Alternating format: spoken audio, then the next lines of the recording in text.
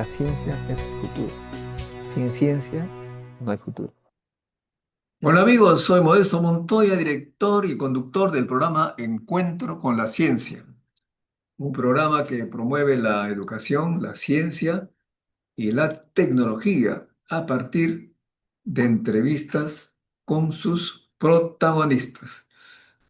Hoy día, dedicado al diálogo con ustedes y a la exposición de las ideologías de todo tipo, porque en este canal no tenemos, digamos, la voluntad de direccionar el pensamiento de los peruanos hacia uno u otro lado. Tenemos claro nuestra posición, todos lo tenemos, pero de lo que se trata es explicar a ustedes el significado de las llamadas ideologías, los pensamientos, algunas veces totalmente diferentes. Ayer entrevistamos a un hombre de izquierda, un intelectual, uno de los mayores intelectuales conocidos de los años 60. Me refiero a Sinesio López, que nos explicó cómo fue su vida y cómo es que él vivió la época de Velasco y cómo ve lo que existe en este momento en el Perú y en el mundo, ¿no? Nos decía que él era de izquierda y que no apoyaba al velasquismo porque era pues una especie de socialismo de arriba para abajo, no le veía futuro, en fin. Pero también hay otros que están del otro lado, que intelectuales que piensan totalmente diferente a los que llamamos izquierda. Como en este canal exponemos todas las ideas para que ustedes razonen y decidan. No me van Cuando entrevisto a un izquierdista me tratan de todo. Cuando entrevisto a un liberal, igual. No, yo solamente soy un entrevistador. Y algunos de los entrevistados empiezan a atacarme porque les hago preguntas que no les conviene. Bueno, en fin, nadie debería molestarse por las preguntas, porque son preguntas, pues nada más hay que explicarse. En esta oportunidad estamos con un gran amigo que se califica él, no sé qué es lo que corresponde, pero un libertario de la línea dura, ¿ah? De la línea Milei, Trump. Ustedes lo van a escuchar y a través de sus preguntas, por favor, no sean tan duros tampoco, porque ellos comienzan en este canal no se acepta insultos, etiquetas, comunista, fascista, no. Hagan preguntas o expongan ideas. De eso se trata. Porque si nos tratamos de etiquetas y de insultos, pues bueno, ya no aprendemos nada. De modo que muchas gracias, Luis, por estar con nosotros. ¿Cómo te encuentras? Muy bien, muy bien. Gracias por la invitación, Modesto. Siempre un placer Sube hablar un contigo. poquito tu volumen porque no te escucho bien. O de repente yo debo subir acá. A ver, deja ver. A ver, Ok, entonces, gracias por la invitación. entonces así como le decimos a nuestros entrevistados, le preguntamos, a ti te hemos preguntado ya alguna vez, para ubicarte en el tiempo, tu clase social, tu origen, etcétera, etcétera, explícanos en qué escuelita estudiaste, quiénes fueron tus padres, a qué se dedicaron, para que la gente sepa cómo evoluciona el pensamiento de un intelectual. Bueno, yo vengo de una familia provinciana. Mi papá fue iqueño, mi mamá huancaína. Mi papá no tuvo profesión. Él trabajó como empleado en la Fabril. No sé si se acuerdan de esa empresa. La que después fue tomada por Alicorp. La Fabril era una subsidiaria de una empresa de los hermanos Bunge de Argentina. Espérate, quiero saber si te escuchamos, porque yo te escucho un poco mal, muy bajo, no sé, A ver, algo. voy a entrar usando mi celular porque yo creo que el volumen está un poco bajo. Espérate un 5. Bueno, si te pones el micro más cerca de ti o es el micro de la compu. La imagen la vamos a tener por el laptop y el volumen, la voz por el celular. Espero que no me falle nomás aquí en la internet.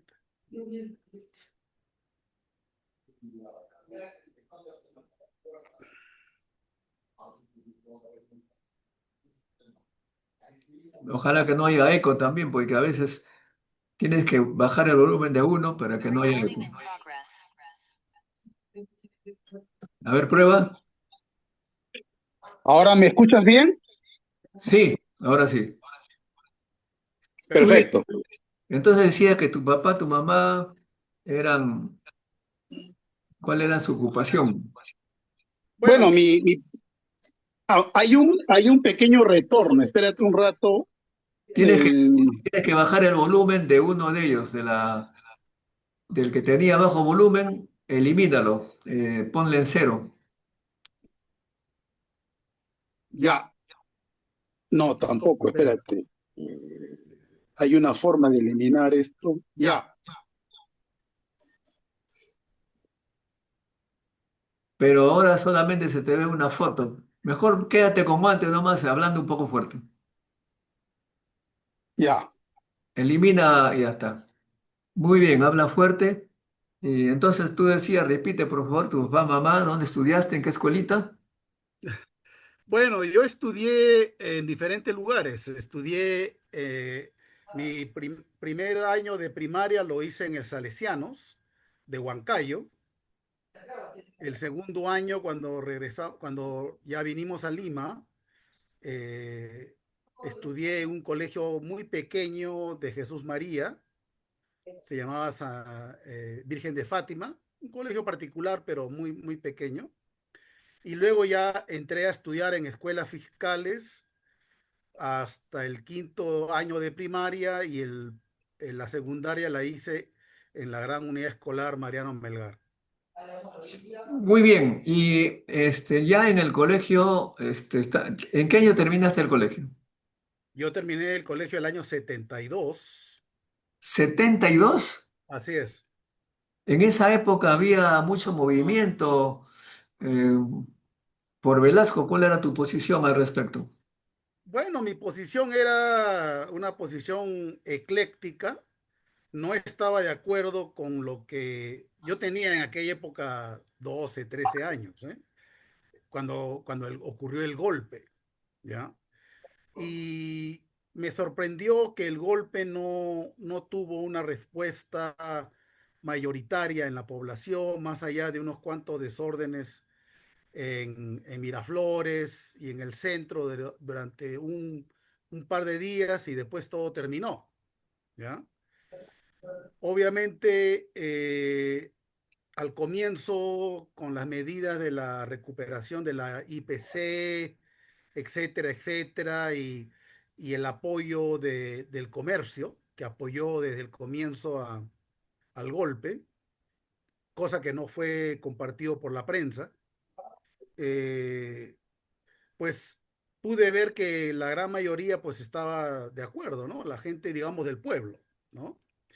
En la universidad, cuando entré en la universidad en San Marcos el año 73, encontré que había una oposición frontal de los grupos políticos de la universidad que lo calificaban desde fascista, fascistizante y gran burguesía reformista. Esas eran las tres diferentes calificaciones que iban desde el Partido Comunista Bandera Roja, pasando por Patria Roja, hasta todo lo que derivó de la vanguardia revolucionaria, que luego se partió en PCR y bueno, el resto es historia, ¿no? ¿Tú Eh, participabas de los debates? sí, participaba en los debates, pero era muy difícil mantener una posición eh, que estuvieses en contra tanto de Velasco como en contra de todo, digamos, el establishment universitario, ¿no? Porque la gran mayoría, o yo diría todos, y eso es lo que hasta ahora me preocupa en la izquierda peruana, lo que querían era ir al socialismo.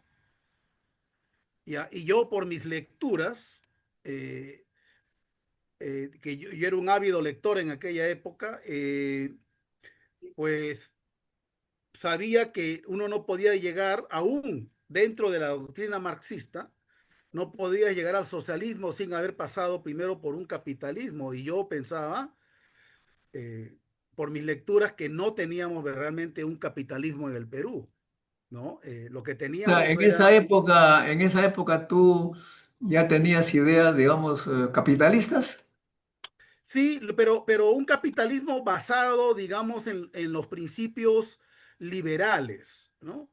Una pequeña corrección, no es que yo sea libertario, yo soy liberal en el sentido más clásico, apuesto por un Estado pequeño, a diferencia de mi ley, por ejemplo, mi ley no quiere No, pero Estado. eso, pero ese es ahora, en esa época, ¿cuál era tu idea ya en esos No, tiempos? también igual, igual. Yo quería un Estado pequeño, un Estado que solamente se concentrara en lo básico, seguridad, justicia, eh, servicios de salud y educación para la gente más necesitada y una gran, la economía basada en el libre mercado, cosa que Pero, hasta ahora pienso. qué libros leías? Pues leí desde Lenin, El Estado y la Revolución, pasando por los libros de Aya de la Torre, El antiimperialismo y el APRA, 30 años de aprismo, y otros que ya escapan a mi memoria, ¿no? ¿Y militabas por algún partido en esa época? ¿Eras afín a algún partido?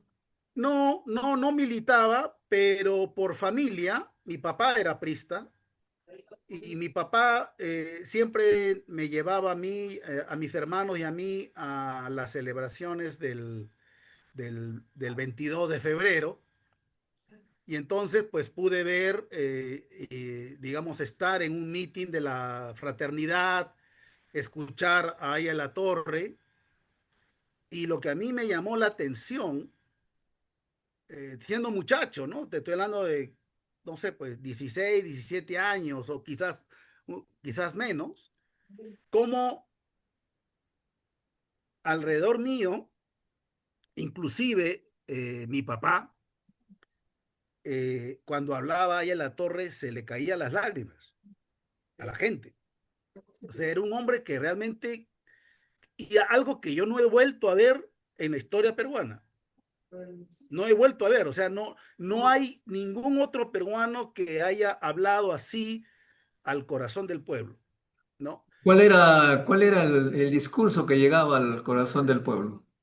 Bueno, cuando hablaba pues del rol del aprismo, de casi como una religión, de que al aprismo, de que al gobierno no se llegaba por las armas ni a la fuerza, sino primero llegando al corazón del pueblo. O sea, era una retórica bastante emocional.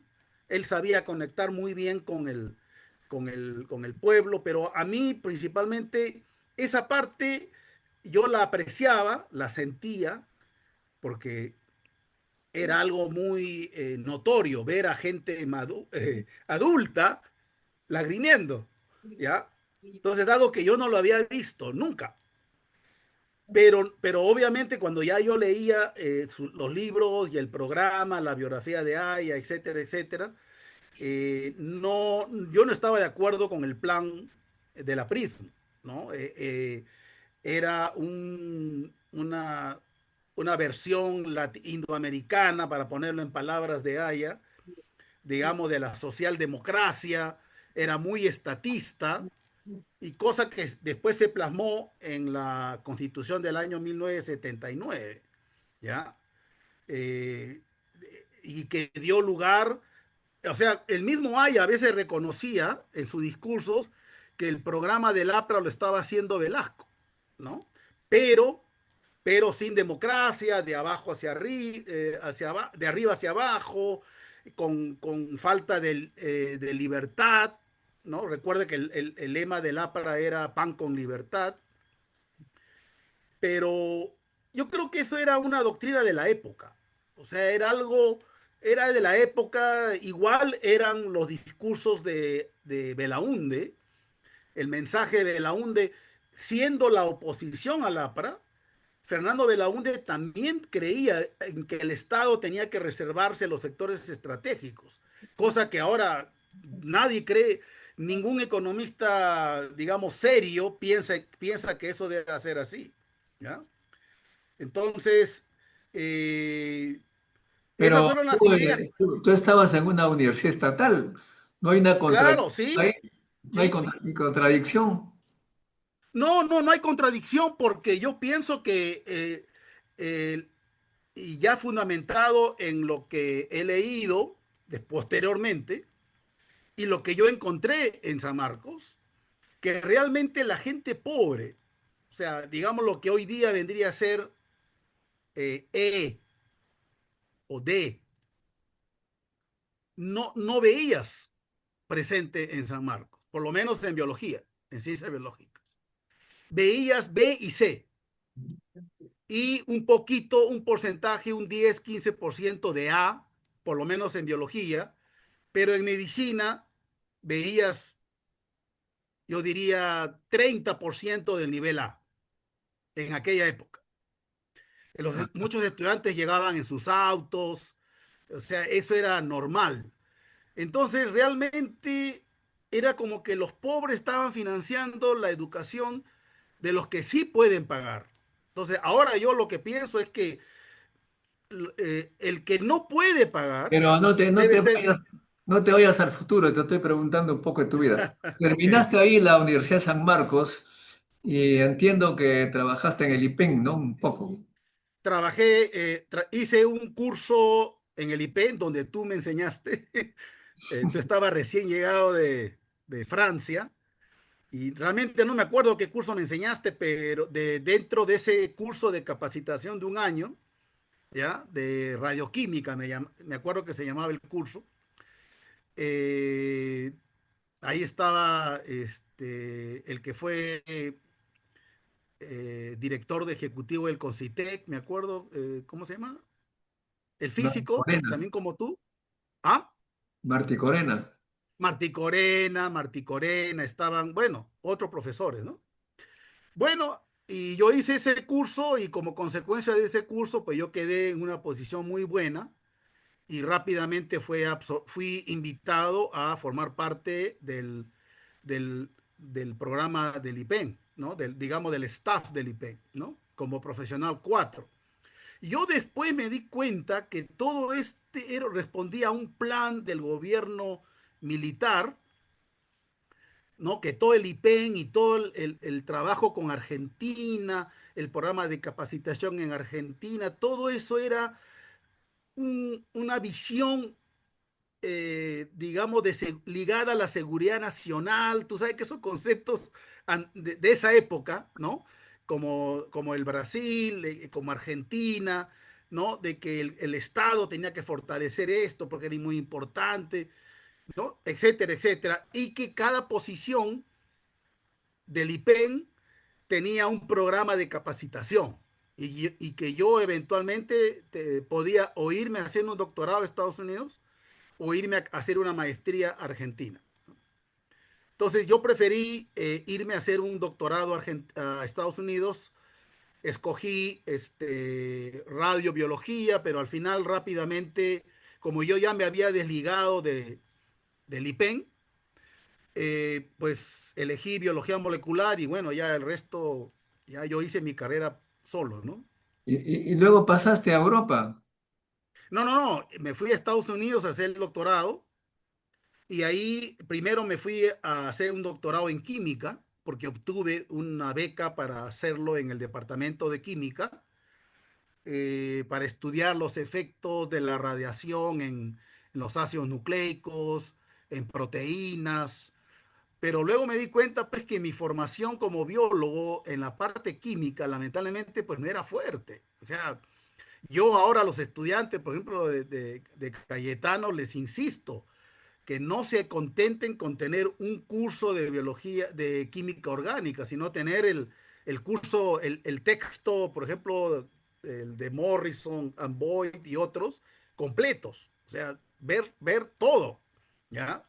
Y una fuerte formación en fisicoquímica, en física, pero pues lamentablemente los biólogos se corrían, y esa es otra cosa que no me gustó de San Marcos, donde los estudiantes tenían mucho que decir en que este curso no nos sirve.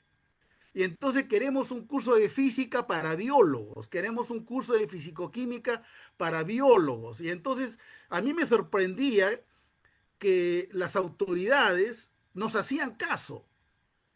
Y eso aparentemente era bueno para mis colegas, ¿no? Porque demostrábamos fuerza, o las autoridades demostraban que respondían a nuestras necesidades, pero ahora yo me doy cuenta que eso no debe ser así, ¿no? O sea,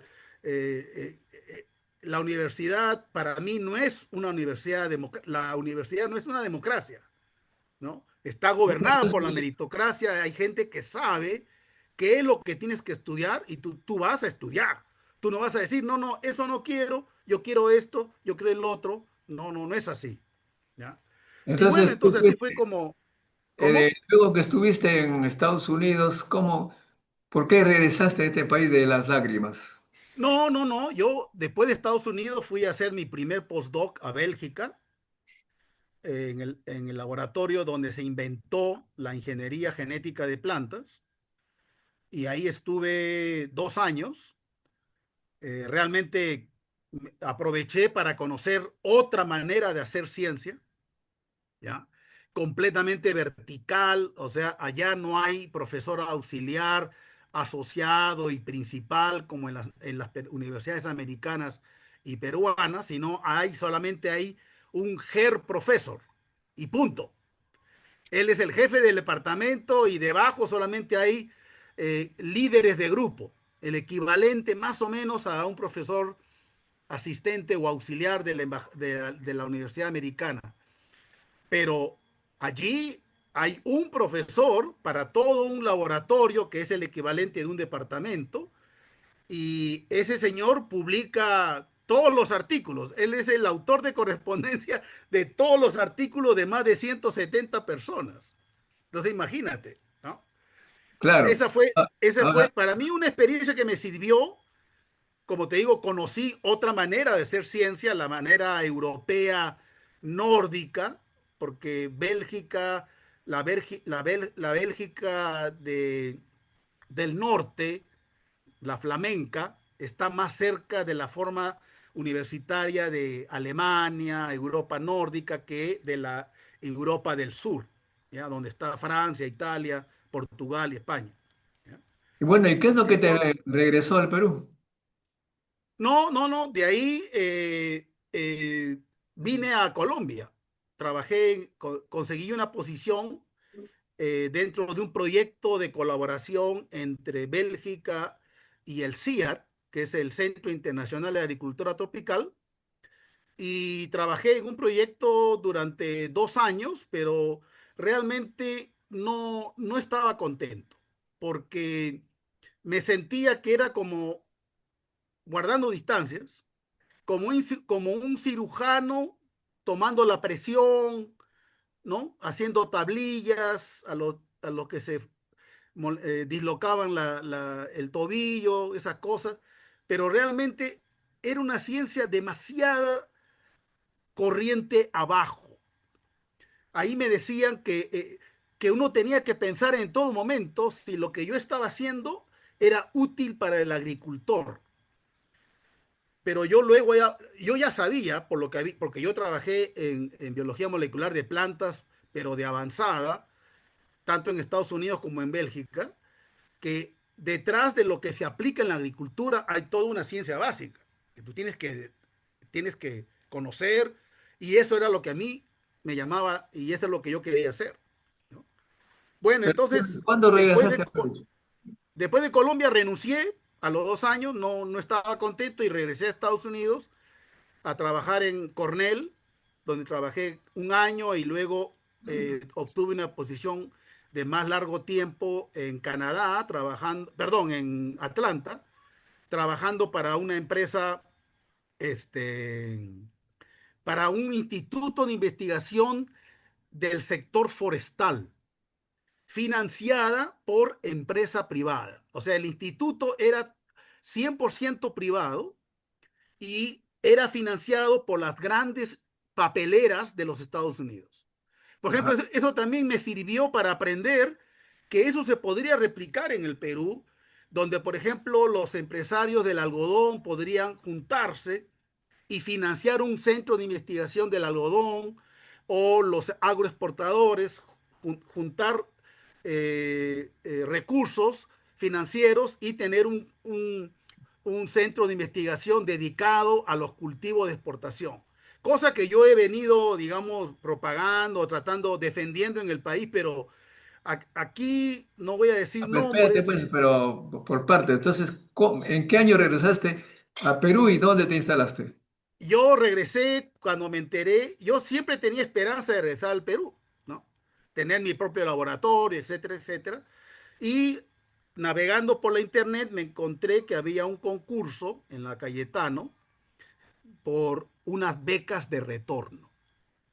Y la beca de retorno era un sueldo de $2,000 mensuales por 2 años, y no tenías que enseñar durante 2 años. Solamente te dedicabas a buscar financiamiento, escribir proyectos, etcétera, etcétera.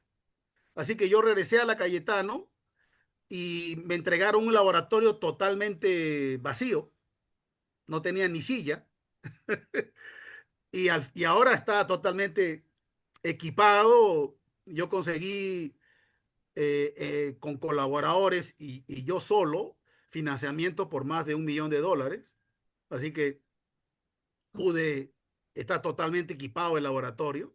¿Cómo encontraste la situación política cuando regresaste?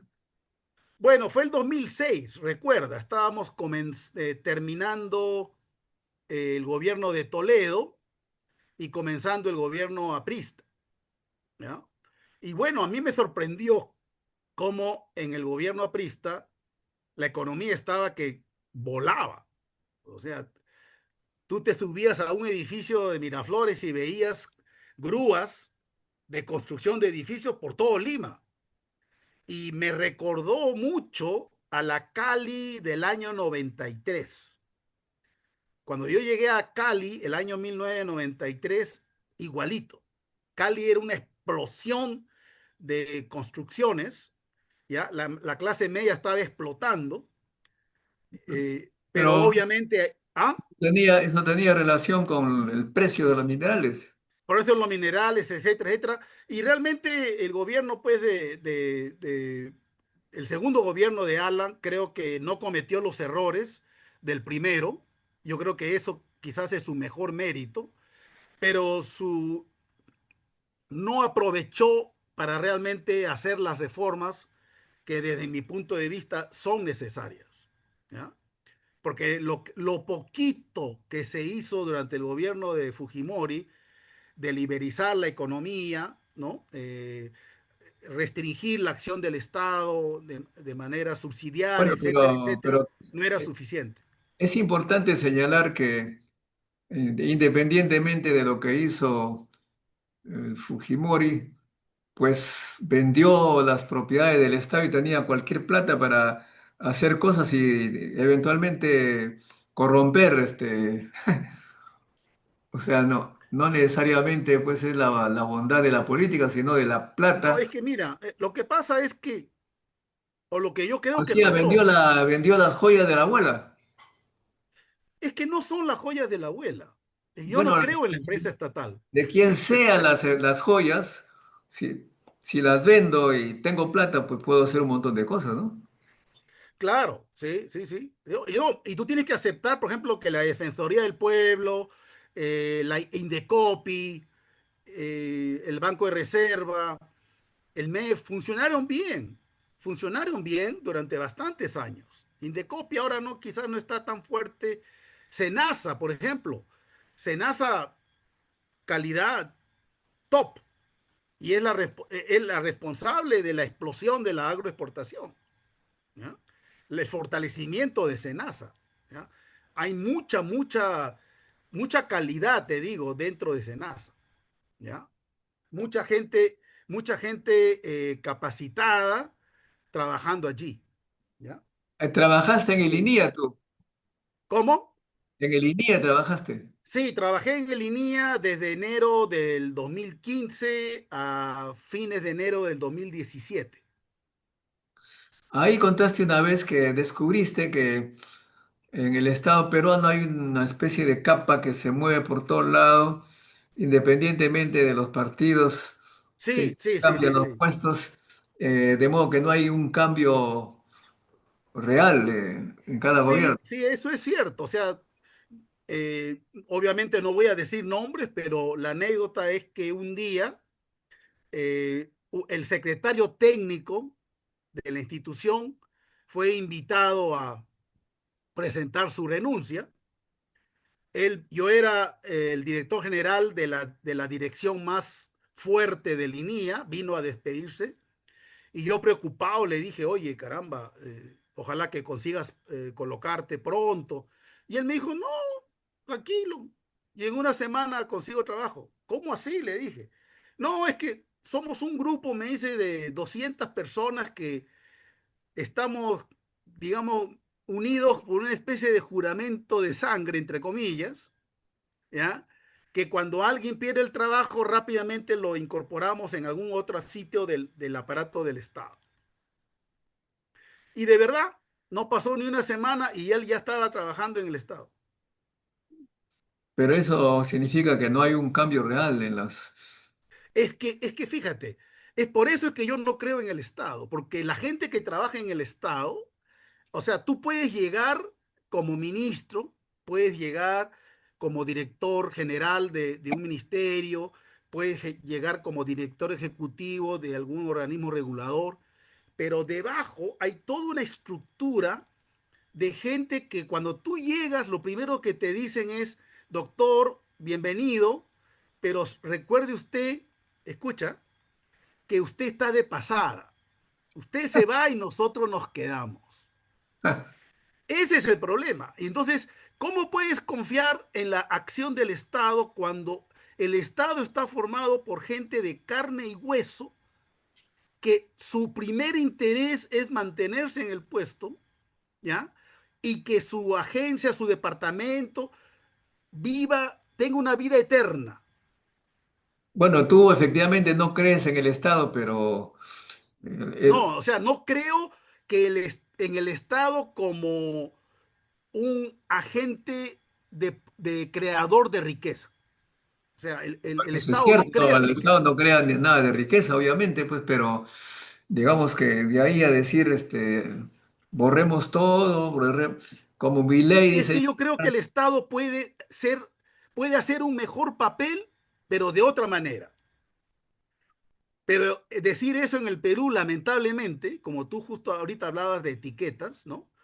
Lamentablemente del otro lado del espectro político, cuando uno habla de un Estado pequeño, creen que uno no es peruano. Inmediatamente te dicen, ah, trompista, fascista, y te ponen un montón de etiquetas.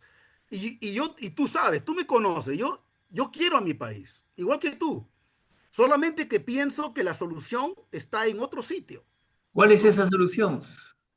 Por eso, por ejemplo, yo creo en un Estado pequeño, con menos ministerios, 8 9 máximo, eh, bajar la tasa de impuestos, ¿ya? Yo bajaría la tasa a un 15%.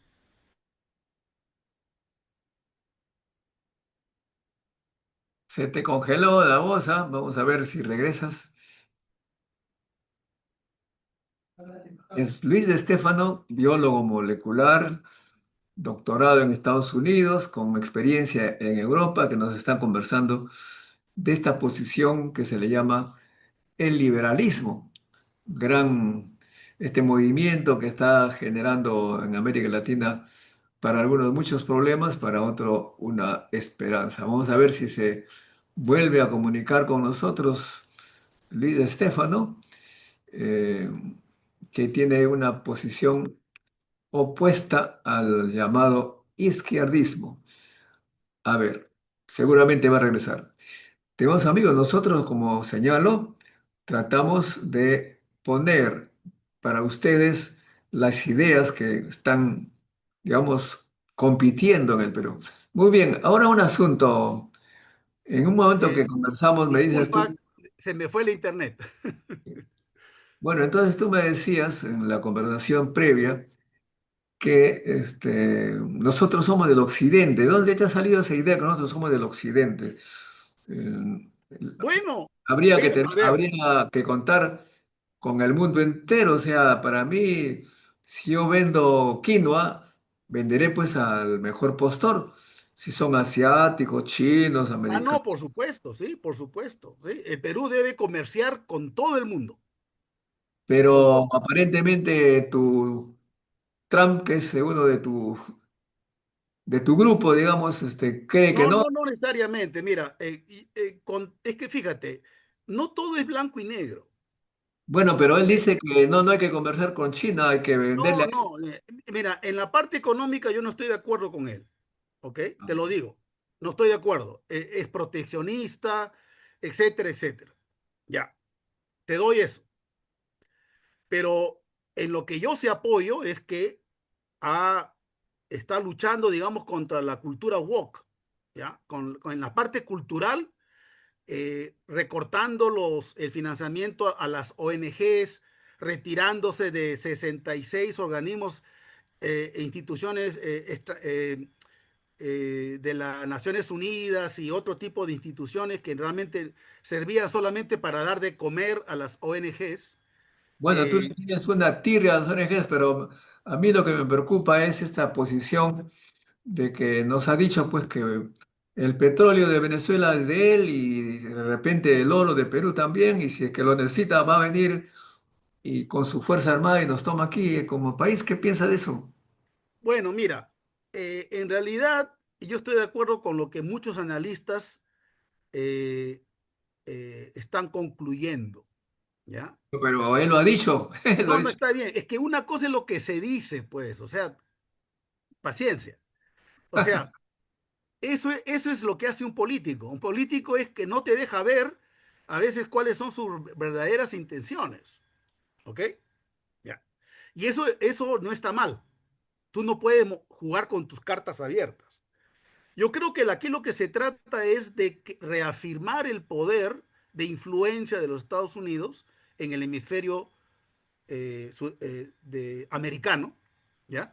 Y sacar a toda influencia de China, de Rusia, de Irán, ¿ya? De Irán que ha metido sus manitas en Venezuela, sus manitas en Argentina con los Kirchner, sus manitas en la triple frontera, ¿ya? Hay mucha actividad, digamos, no santa en la triple frontera de Argentina, Brasil y Paraguay. Ahí existe mucho movimiento de grupos financiados por Irán. O sea, eso lo puedes encontrar en la web, Bueno, ¿no? pero a ver. Económicamente, a nosotros nos interesa vender al mejor postor. En el caso de Trump, está exigiendo prácticamente a México, lo que fuera, oiga, no le vendan petróleo a Cuba, no le vendan a China, yo soy el que debe comprar y vender acá. ¿Qué cosa es eso? No es el libre mercado No, eso. eso obviamente, eso va contra la libertad de comercio. Pero yo no estoy aquí, tú me estás entrevistando a mí, yo no estoy para defender a Trump, ¿no? O sea, yo lo que te digo que eso está mal, ¿ya? Pero trato de racionalizar lo que yo veo, lo que leo, porque yo leo bastante, casi todo el día me la paso leyendo Pero tú lo que y está diciendo es, pues, está contra estas personas, las ONGs. ¿Por qué te preocupa tanto las ONGs, caray? Acabo de ver que la justicia le ha dado la razón a Gorriti, que es el enemigo de las ideas que tú manejas, porque el gobierno quería que ningún abogado de las ONGs pueda defender a un peruano cuando este peruano denuncia al Estado de haberle matado a su hijo, por ejemplo. bueno, eso está mal. Es que, fíjate, es que mira, el problema con las ONGs, te hablo, por ejemplo, en el sector ambiental, que incluye el minero, en el sector cultural, en el sector cultural, eh, hay mucho mensaje digamos, que viene disfrazado de buenas intenciones, pero debajo vas a encontrar la influencia del mensaje woke, ¿ya? ¿Cuál es ese El, mensaje que te preocupa tanto? por ejemplo, la famosa, el enfoque de género. ¿Qué te importa? Porque la gente haga lo que quiere en la cama. No, no, no, no, no, no, no. Es que el enfoque de género no tiene nada que ver. Por ejemplo, el otro día vi, escúchame, el otro día vi, para que veas lo tonto que es, un aviso donde una ONG estaba buscando profesionales para trabajar en la formalización de mujeres, de empresas informales llevadas, administradas por mujeres, utilizando un enfoque de género. Entonces, ¿qué significa eso? O sea, ¿vas a formalizarlas o no la vas a formalizar? Punto. ¿Te das cuenta? Ahora, cuando yo trabajé en el INIA, venían un montón de préstamos y financiamiento del Banco Mundial, del BID, donde en cada proyecto de investigación del INIA teníamos que poner una platita para enfoque de género, para contratar a un especialista en enfoque de género. Y yo preguntaba, a ver un momentito, este proyecto es para resolver la sequía en tal parte del Perú, etcétera, etcétera, y el cuidado de los suelos. Dígame usted, ¿qué Oye, tiene que ver aquí el enfoque de género? qué es lo que entiende por enfoque de género? Ese es yo como biólogo no entiendo. No, ¿Ya? no, pero me refiero, ¿qué es lo que quieren? ¿Que haya alguna participación de mujeres en misma cantidad o cómo es? Pero, por ejemplo, yo no creo en ese tipo de requisitos, de que en un proyecto haya igual cantidad de mujeres y de hombres. La calidad no depende del sexo. Yo podría tener en un proyecto 100% mujeres. Si en ese campo del proyecto, esas mujeres son lo mejor que hay en el Perú. No Ok, tengo problema.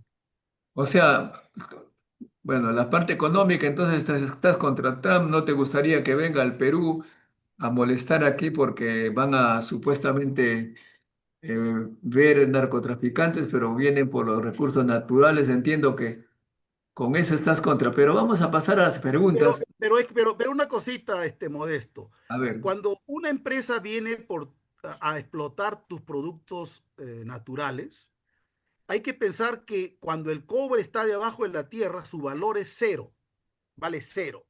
no, no, ya entendí, pues, pero puede venir los chinos, a los americanos, los norteamericanos, quien fuera, uno tiene que... Pero a ver, yo te invito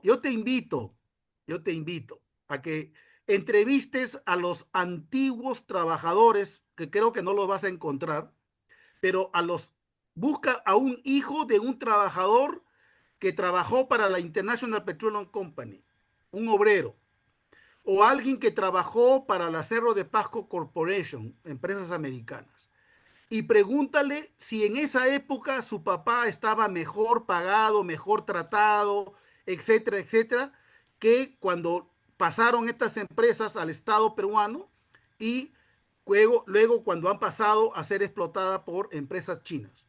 Todos, sin excepción, No, te no, van a ya sé, decir que pues, estaban mucho mejor cuando estaban trabajando para las empresas americanas.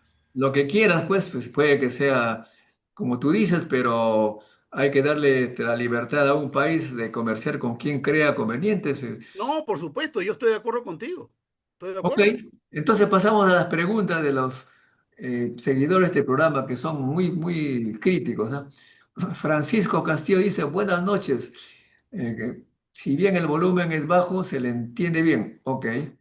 Luis Contreras dice, el fujimorismo, corrupción al máximo nivel. ¿Qué opinas tú de esa reflexión? Perdón, no entendí la pregunta.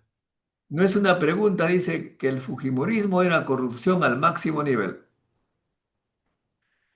Mira, el problema conmigo es que yo no viví eso en el Perú en aquella época. Ah, bueno, entonces pasamos a la Yo segunda. regresé al Perú el año 2006, así que todo lo que yo sé es por lo que me contaba mi familia, que Bueno, pero obviamente no, tú te es enteraste, algo anecdótico, y no, por lo que yo he leído, no, tú no te enteraste pero que no tengo una compraba experiencia periódicos, de primera compraba mano. canales de televisión, compraba la opinión, etcétera. Bueno, pero veamos la pregunta, dice de Juan Lede, dice, o sea, este señor no cree en el BCR, el problema es la gente, no la institución. BCR también es del Estado. Claro, es del Estado. Eso, es que mira, yo en el Estado peruano hay islas de calidad. Islas, Hay islas, sí. pero Hay lugares donde BCR funcionan. Con todo respeto, Lucho, no se necesita ser muy creativo, muy inteligente para ser cajero que controla pues los gastos. ¿Cuál es? No, por eso no me preocupa, ese PCR lo ponen como si que fuese el creador de riqueza, el que genera productos, promueve la innovación, la tecnología. Es un cajero que agarra bien la plata para que las cosas no funcionen. No es No, como no, no Estados es tan Unidos. sencillo. Mira, Mira, ve, eh, Estados Unidos no, que no es tú, tan sencillo. tú eres No un es tan sencillo. admirador, escúchame esto, tú eres un admirador de Estados Unidos, pero tú sabes muy bien que Estados Unidos tiene la maquinita más grande, emite billete, billete, billete, papel, y con eso financian guerras, compran lo que se quiera, y ellos solamente dan papel, digo, exagerando un poco. De modo que el BCR no, no, no es para mí la institución que está generando pues el crecimiento del Perú. Pero vayamos, Pero escúchame una cosa, dos cositas. El BCR ya no le da dinero al Estado peruano, ya no le presta para financiar los déficits, por eso que te era digo, la culpable. por eso te Por digo, pues, eso que tuvimos inflación en la época de Belaúnde y en la época de García. por eso te digo, pues esa es su función, pero no pues está creando riqueza en el Perú. Mira, aquí viene alguien que dice, ¿era cierto ese rumor entre los científicos estatales y altos funcionarios técnicos estatales, como si fueran compadres de Ku Klux Klan? Un poco quita lo que está confirmando lo que tú señalas, ¿no? Dice, es graficante escuchar a un hombre de ciencia de alto nivel y con humildad expone sus ideas. Caramba, no. Primera vez que has estado humilde, antes era más... Estás aprendiendo el espíritu del programa. Añade, dice, el liberalismo clásico es otra cosa, el gobierno con funciones que tienen límite, límite, límite y presupuestos viables. Bueno. Son ideas que salen, ¿no? Karine Abusada dice, totalmente de acuerdo, este señor te ha dicho en tu cara lo que no quieres decir. ¿Qué cosa no quiero decir? No entiendo. Eh, yo no, yo solamente estoy haciendo preguntas. Lo que yo creo será pues en otra oportunidad, de repente para exponer mis ideas, pero por ahora nos centramos en Luis de Stefano, ¿no? De repente mañana explico qué es lo que creo, pero no sean adivinos, pues. Dice, Luis Contreras dice, el entrevistado está hablando como Trump. ¿Tú consideras eso? No, no, no, no, no. Política café se llama. Obviamente Trump es malo, pero eso es consecuencia de lo malo de las decisiones de sus antecesores. Ah, caramba, bueno. eh, no sé muy bien cuál es su explicación, pero Dice, Luis Contreras dice, el señor vio algo que no le gustó en una ONG y deduce que las ONG son malas. ¿Qué habrá visto? Luis Estefano, ¿qué has visto en las ONGs que no te ha gustado? Básicamente que viven bien, que comen No, caviar, no, no, ese tipo no. de cosas. Es que las ONGs tienen una agenda que responde a los intereses de los donantes, no a los intereses del Perú. El financiamiento de las ONGs es de gobiernos y de instituciones públicas y privadas del extranjero. Entonces, responden a agendas, tareas, proyectos del extranjero. No responden a necesidades nuestras. Ahora, yo no creo en políticas de asistencialistas. Por ejemplo, vamos a construir casas que no usen, vamos a darle cocinas, por ejemplo, eléctricas, voy a dar un ejemplo un poco traído de los pelos, para que en las cabañas de la gente que vive a 4.000 metros no cocinen con leña y entonces no tengan problemas con enfermedades pulmonares, etcétera, etcétera. Ya. Entonces alguien va, le entrega la cocina, pero ups, no tienen dónde enchufar la cocina porque no hay electricidad, ¿no? Bueno, Entonces, pero esos son malos proyectos, pues, pero es necesario plata para no, no, hacer. no, pero es que escúchame, yo no creo en el asistencialismo, yo creo en que tú tienes que empoderar a la gente para que la Ah, bueno, gente pero se esa es pues, ayude ya cuestión a del sí Estado, misma. que haga, el Estado debe hacer su trabajo, pero no tiene malo que alguien ayude a que la gente no se muera con enfermedades por meterse el humo, o sea, por vivir mal, pues me parece. Mira, te cuento, Estados Unidos tiene el famoso Peace Corps, ¿no es cierto? La gente, los jóvenes de Peace Corps vienen a Perú y enseñan a la gente cómo lavarse las manos, cómo tratarse bien, hacen cuestiones ambientales y no voy a estar pues contra esa política de Estados Unidos, me parece que es adecuada, igual que las ONGs, ¿no? La Bueno, gran es que ONG fíjate, más importante que hay en el siempre vas Perú. a encontrar, ONGs que hagan su trabajo correcto, pero yo estoy hablando, por ejemplo, de las ONGs que impiden que el Perú desarrolle su minería. Uno, de Ah, las bueno, bueno, ya. ONGs que Ok, eso impiden. hay ONGs efectivamente que hacen bueno o menos trabajo. Ok, listo, pasamos rápidamente a otra pregunta. De acuerdo que hagan lo que quieran en sus cuatro paredes, pero que sea con su plata. No entiendo muy bien eso, eh, pero en fin. Victoria, bueno, Victoria no dice una idea, pero pasamos. Iris Elizabeth Salvatierra dice, los políticos de izquierda o derecha solo tienen intereses económicos personales. No les interesa, a ver, la ciudadanía. O sea que aquí todos son iguales para ella. Bueno, ¿cuál es tu opinión? Bueno, Además dice, siempre vas a la encontrar, población necesita educación y salud en forma prioritaria. Eso no es asistencialismo. Ahí está. asistencialismo es cuando alguien ayuda momentáneamente a alguien y luego lo abandona. O lo ayuda a cambio de un voto. O a cambio de que tengas que ir a un meeting para levantar tu banderita y gritar viva, viva el ministro o el Claro, presidente de turno. eso debe estar prohibido, pues, pero estamos hablando de ONGs que hacen bien las cosas y algunas mal, pues. Luis Contreras dice, el Perú no es un país minero, es un país de mina. Bueno, esa es la frase que dije hace ya décadas, ¿no?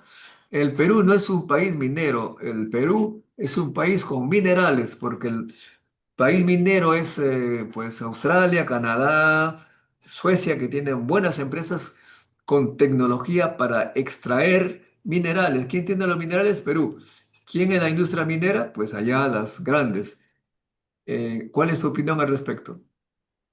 Bueno, mira, en el Perú nunca hemos tenido una estabilidad económica y política que haya hecho que haya hecho posible un proceso natural donde el know-how de una empresa que viene es transmitido, ¿no?, a las empresas nacionales, y luego las nacionales puedan salir adelante. Por ejemplo, ¿te acuerdas cuando en los 80 llegaron McDonald's, Burger King, Pizza Hut, etcétera?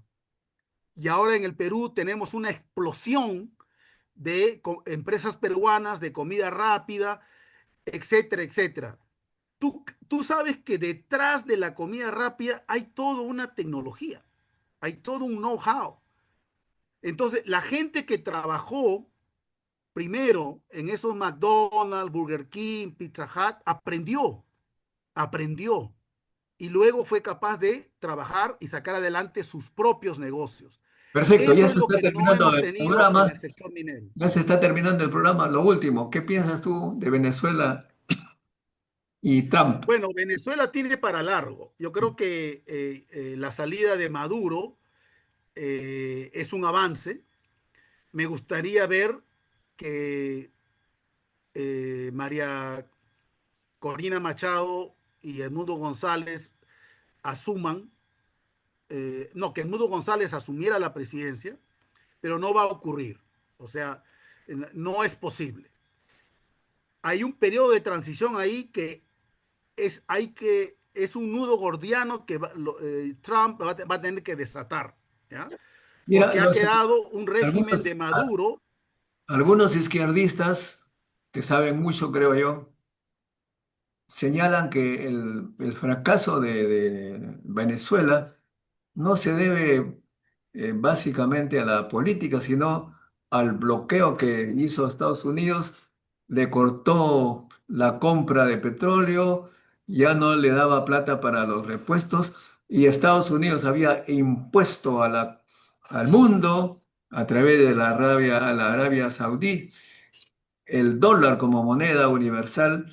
O sea que prácticamente lo que tiene Estados Unidos es la sustracción de la riqueza del mundo a través del dólar. Y al cortar con Venezuela, obviamente pues Venezuela no tenía nada. ¿Cómo puedes tú analizar si el modelo está bien o está mal? Cuando si tienes un modelo que no te gusta, te corta todo y tú eres el que Es que un domina modelo, escúchame, las finanzas. el modelo chavista era un modelo cleptocrático desde el día número uno.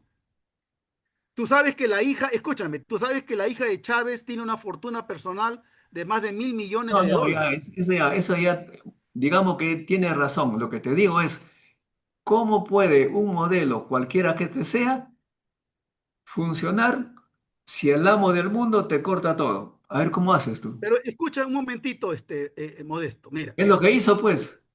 No, escúchame, Chávez en algún momento despide a toda la plana mayor de PDVSA, que era gente experta, que sabía de petróleo, sabía todo lo que hay que saber, porque hay un tremendo know-how en Venezuela acumulado durante 50 años.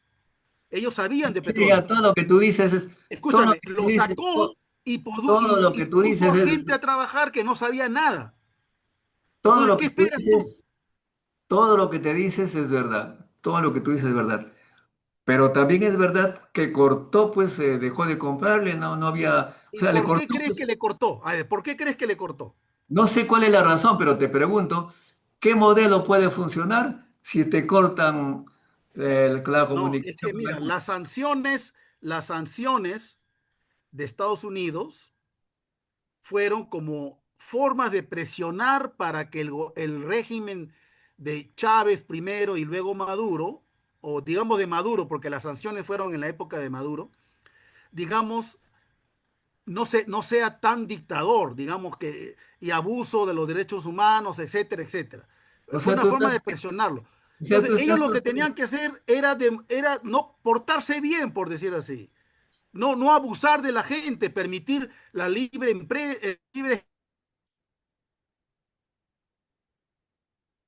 se fue de nuevo Luis de Estefano. Bueno, parece que no está funcionando su internet, pero la idea, amigos, es que ahí nuestro amigo Lucho creo que está ya. No iba a salir Maduro.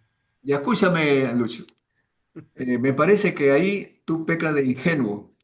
Piensas que los Estados Unidos está interesado en los derechos humanos, etcétera. No, no, no, no, no. Es Yo no socio estoy, no. número uno, es socio número uno de la Arabia Saudí. Y tú sabes muy bien que ahí lo que se hace en la Arabia Saudí cortan la cabeza, es de todo, una dictadura cruenta, pero Estados Unidos no hace absolutamente nada porque son amigos. ¿Sabe la gran frase que dijo, no sé cuál de ellos, es un hijo de perra, pero nuestro hijo de perra? Pero tú me estás dando una idea de que No, no. no, no, no. Es que fíjate, tú quieres que todo sea blanco o que todo sea negro. Así no puedes ver el panorama político mundial. No, yo ¿Ya? creo que todo país debe respetar el modelo que funcione, sea de derecha, izquierda, lo que fuera. No hay que cortarle las fronteras usando el poder militar y decir, a veces no funciona. No, pues, ¿cómo tú puedes? ¿No? Las sanciones, repito, las sanciones a Maduro se hicieron porque, primero, Venezuela no pagó por la expropiación de las empresas americanas. Ahora también han hecho con Cuba, la sanción a Cuba, cortar a, a México, le están diciendo que no le venda petróleo, es decir, y de eso ves, el comunismo, yo no soy comunista por ese caso, pero dicen, el comunismo no funciona. Claro, ¿cómo vamos a funcionar si le cortan todos los contactos? ¿Sabes? Pero eso es ahorita. Dime, ¿acaso Cuba ahorita es un Singapur que se va a volver pobre? No es así. No lo sé, pero por lo menos déjenlo en comunicación con el mundo. ¿Por qué tienen Sí, que pero es que estar no funciona, interviniendo? pues. Han intervenido en Chile, todo el mundo sabe que entra el señor Allende y le hicieron la guerra económica, financiaron de todo. Esa es una historia de América Latina que lo cuentan todos los canales del mundo. Yo solamente te transmito, todo el Sí, mundo pero sabe eso. lo que no se dice, lo que no se dice es que, bueno, mucha gente sabe, pero Allende estaba fomentando la formación de grupos que iban a tomar el poder. ¿Qué le ¿Ya? interesa a Y Estados Rusia Unidos? estaba enviando armas para tomar el poder. O sea que el primer régimen chavista de Latinoamérica iba a ser el régimen de Allende. Y Bueno, ahí hubiesen está. instalado un gobierno comunista que hasta ahora estaría allí. Hasta ahora. Lo que yo te pregunto es, ¿por qué Estados Unidos tiene que estar dictando su modelo a todo lado? ¿Por qué razón? ¿Qué pasa si China hace lo mismo? ¿Y qué cosa crees que hace China en el África? Y lo que yo veo es que está construyendo puentes, está haciendo un montón de Sí, infraestructuras. pero ¿tú crees que lo hace Acá, por la acá, voluntad de su corazón, no de sé, su pero gran corazón? eso no sé, ¿O no sé China cuál, no tiene intereses económicos? pero son intereses económicos, pues, oye, yo te doy tanto, tú me das tanto, ve No, si... Pero esos en proyectos nuestro no caso están vienen. favoreciendo al hombre común africano. Es igualito lo que se hizo acá a mediados del siglo XVIII, cuando comenzaron a venir las empresas inglesas. Igualito. Lo que Inglaterra, Francia, Bélgica, Alemania han hecho en África, y te invito por favor que leas, es terrible. No se compara con lo que podría o con lo que abusó Estados Unidos. O sea, lo Yo que lo ha que te pasado en el digo, África no tiene nombre. Lo que te digo es que por mí hay que dejar a los países que hagan lo que crean conveniente de derecha y de izquierda.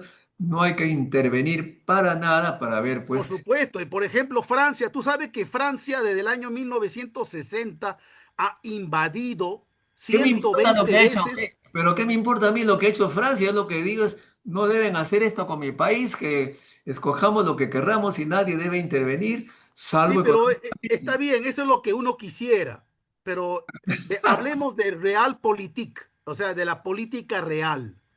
Bueno, entonces en ese sentido, pues, tú dices, El orden internacional creado después de la Segunda Guerra Mundial fue la primera vez en la historia de la humanidad en que habían ciertas reglas para que los poderosos de la tierra se comportaran.